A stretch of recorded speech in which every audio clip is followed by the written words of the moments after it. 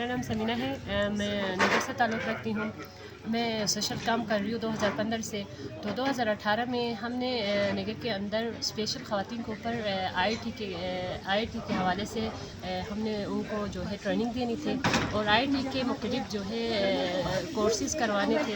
تو ہم نے کافی کوشش کی، میرے ساتھ پورے میرے ٹیم ہے نارتھ انڈین ہب کے نام پہ۔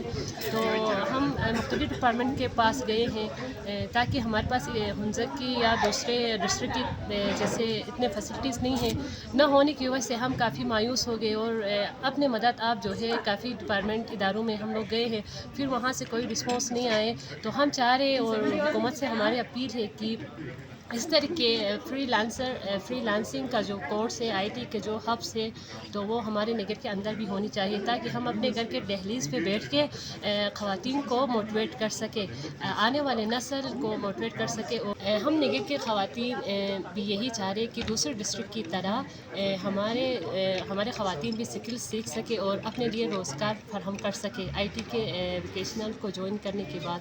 تو آپ سب سے گزارش ہے، چاہے کارڈو ہو، ایک آر ایس پی ہو، G B R S P ہو، جتنے بھی این جی اوز ہے گلگت بلتستان کے اندر، ہمیں ضرور سپورٹ کریں۔ اور گورنمنٹ سے بھی اپیل کرتے ہیں کہ ہمارے لیے جو ہے کچھ نہ کچھ وہ بندوبست کرے تاکہ ہم اپنے گھر کے دہلیز پہ بیٹھ کے جتنے بھی میرے بہنیں ہیں ان کو ایک پلیٹ فارم پہ لا سکیں۔